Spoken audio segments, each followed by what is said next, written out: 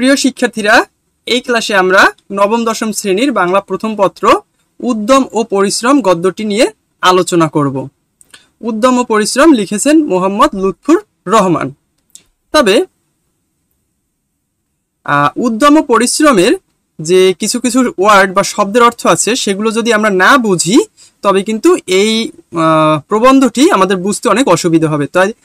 তাহলে আমরা প্রথমেই একটা কাজ করে নিব যে শব্দার্থ ও টিকাগুলো পড়ে নিব। ঠিক আছে, চলো সেটাই করি। ব্যক্তিত্ব, ব্যক্তির বৈশিষ্ট্য। নিষ্কলঙ্ক, নির্মল। প্লেটো, খ্রিস্টপূর্ব 427 থেকে 347 শিক্ষাব্রতী ও সত্যানুসন্ধানী প্লেটো 387 খ্রিস্টপূর্বাব্দে একাডেমি নামে এথেন্সে একটি বিদ্যালয় স্থাপন করেন এবং শিক্ষামূলক গবেষণায় ব্রতী হন। রিপাবলিক তার বিখ্যাত গ্রন্থ।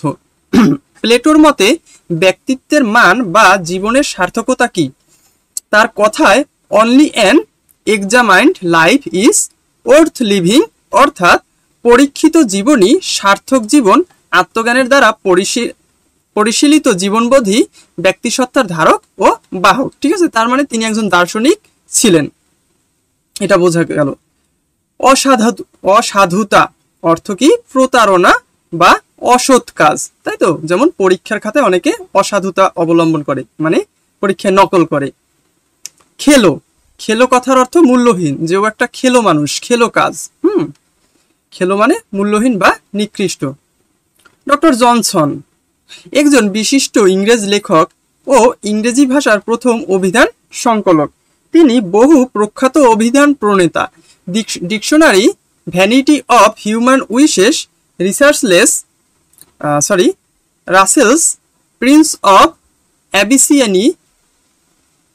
অ্যাবিসিনিয়া, লাইভস অফ দ্য পোয়েটস ইত্যাদি গ্রন্থের জন্য তিনি স্মরণীয়। ওকে। আরভিং, আরভিং কথার অর্থ কি? ইনি একজন আমেরিকান, স্কটিশ। আরভিং ইনি একজন আমেরিকান লেখক। তার সর্বশ্রেষ্ঠ জনপ্রিয় গ্রন্থের নাম রিপ ভ্যান উইঙ্কল। ওকে, এটা একটা শ্রেষ্ঠ লেখা। স্কট ইংরেজি ভাষায় প্রখ্যাত স্কটিশ উপন্যাসিক ও গাথা রচয়িতা। তার নাম কি? স্কট। তার অন্যতম শ্রেষ্ঠ উপাদান আইভানহো। হা হুতাশ, আক্ষেপ ধ্বনি। উদ্রেক, উদয়, সঞ্চার। গৌরব, গরিমা। উদ্রেক অর্থ কি? উদয় বা সঞ্চার। গৌরব অর্থ গরিমা, মর্যাদা, গর্ব। বিলম্বিত অর্থ দুঃখপ্রাপ্ত। ব্যর্থ অর্থ নিষ্ফল। ওকে, সো এরপরে আমরা মূল গল্পে বা মূল গদ্যে ফেরত যেতে পারি। ওকে। উদ্যম ও পরিশ্রম, মোহাম্মদ লুৎফুর রহমান। চাকরি করা কাজ উত্তম যখন তা হয় জাতির সেবা, যখন তাতে মর্যাদা ও ব্যক্তিত্ব নষ্ট হয় না। যখন জীবন ধারণের সম্বল হয়ে পড়ে চাকরি, তখন সেটাকে দেশ সেবা বলে মনে হয় না।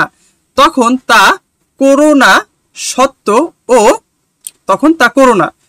ও আইন অপেক্ষা উপরিস্থ কর্মচারীকে যদি বেশি মানতে হয় তাহলে সরে পড়ো। প্রভুর সামনে যদি মনের বল না থাকে, কঠিনভাবে সত্য বলতে না পারো, প্রয়োজন হলেই চাকরি ছেড়ে দেবার সঙ্গতি না থাকে, তাহলে বুঝবো চাকরি করে তুমি পাপ করেছো। দেখো, এই যে কথাগুলো বর্তমান কালের সাথে কিন্তু একদমই প্রাসঙ্গিক।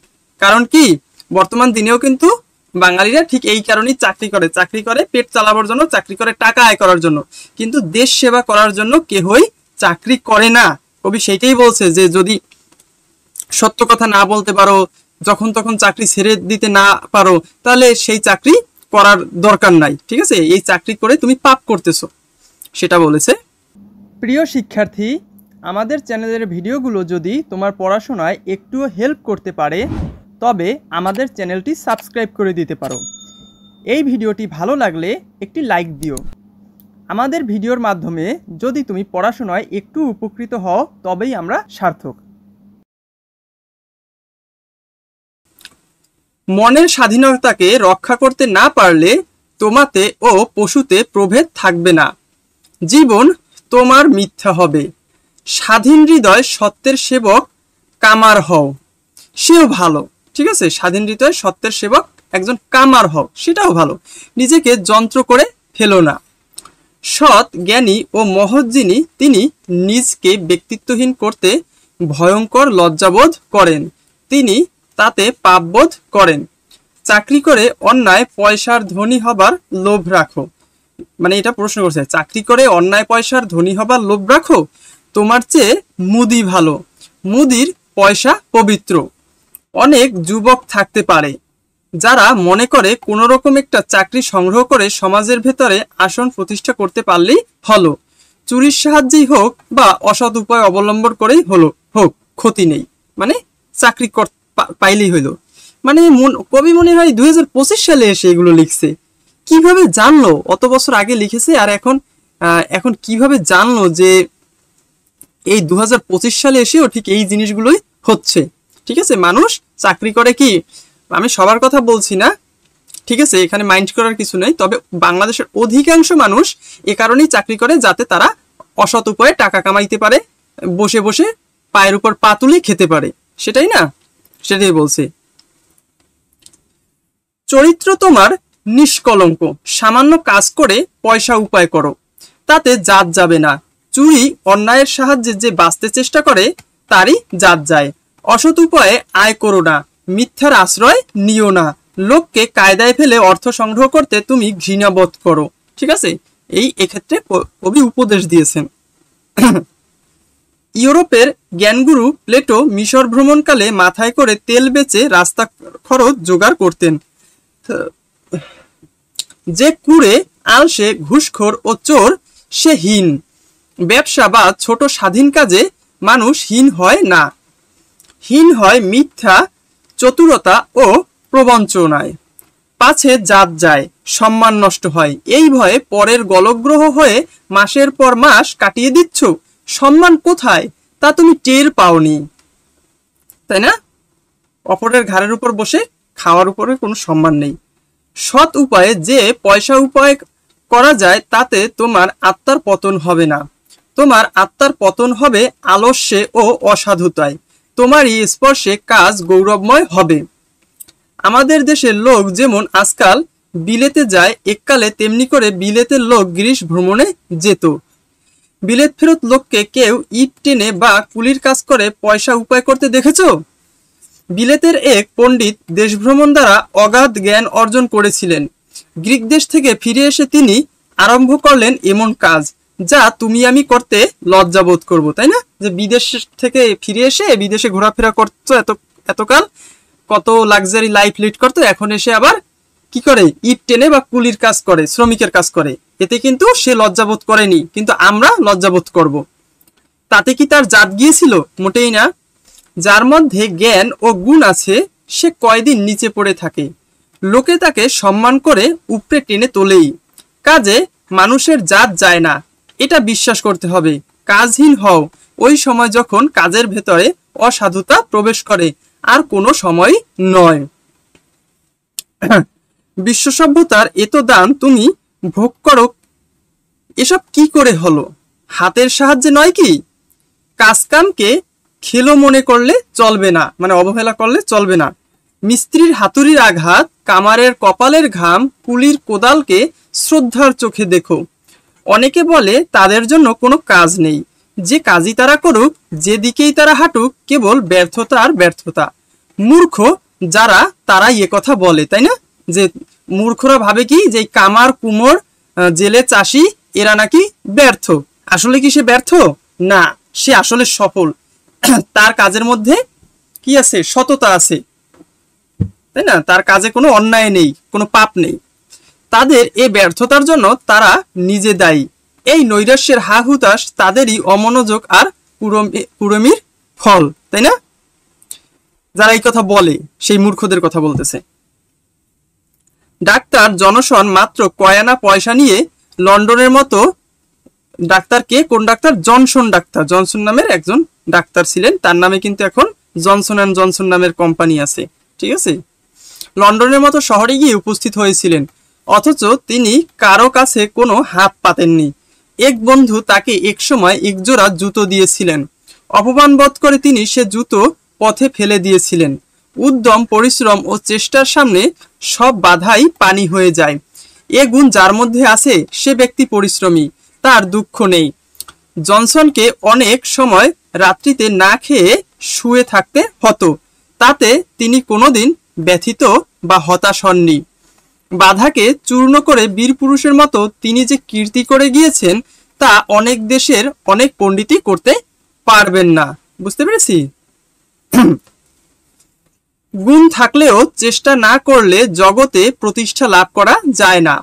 আরভিং সাহেব বলেছেন, চুপ করে বসে থাকলে কাজ হবে না, চেষ্টা করো, নড়াচড়া করো, এমনকি কিছু নার ভেতরে কিছু ফলাতে পারবে। ঠিক আছে? এমনকি কিছু নারও ভেতরে কিছু ফলাতে পারবে।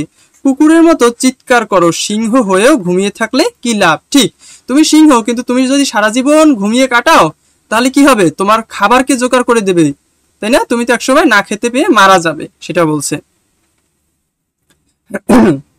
পরীক্ষায় কৃতকার্য হয়েছ, তারপর মনে হচ্ছে তোমার মূল্য 1 পয়সা নয়। জিজ্ঞেস করি, কেন?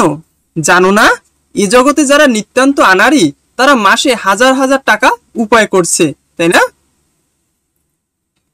তোমার এই মর্মবেদনা ও দুঃখের কারণ তুমি মূর্খ।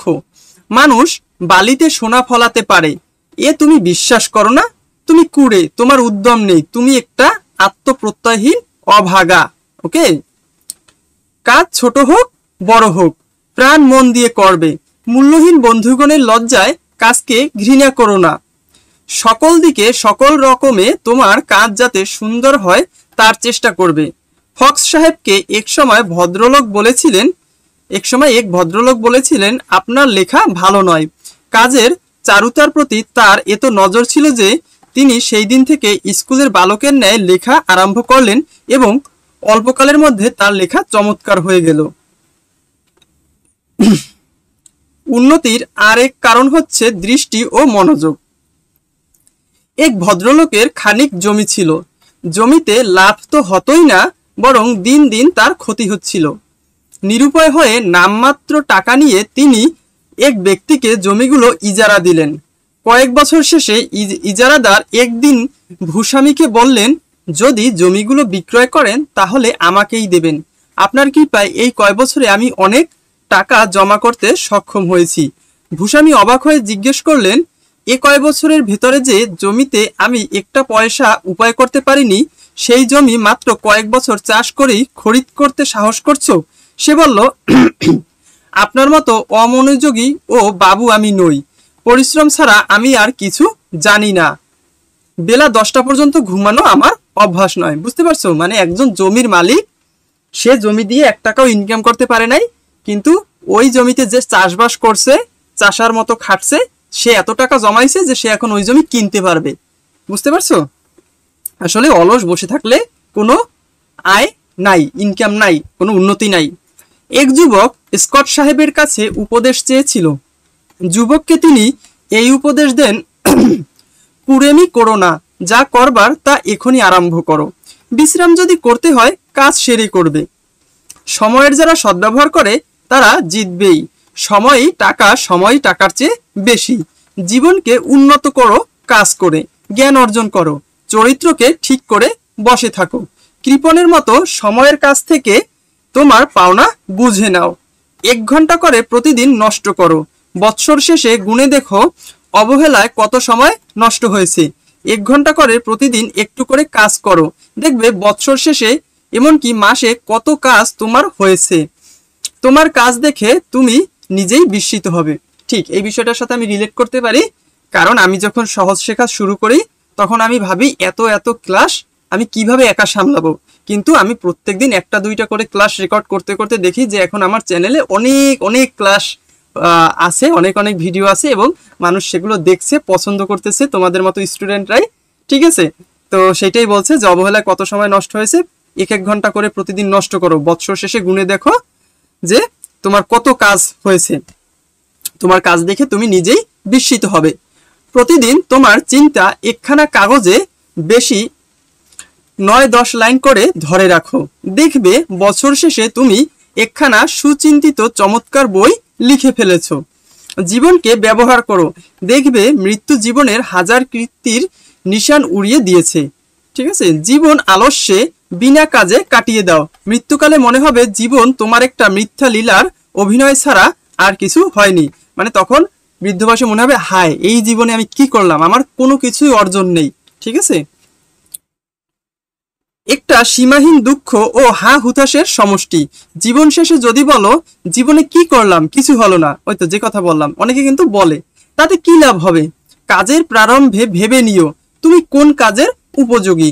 জগতে কোনো কাজ করবার জন্য তুমি তৈরি হয়েছো, কোনো কাজে তোমার আত্মা তৃপ্তি লাভ করে। ঠিক আছে, এগুলো ভাবো যে কোন কাজে তোমার আত্মা তৃপ্তি লাভ করে, কোন কাজ করতে তুমি পছন্দ করো, জগতে কি সৃষ্টি বা সাধন করতে তুমি এসেছো, সেগুলো করো, বসে থেকে লাভ নাই।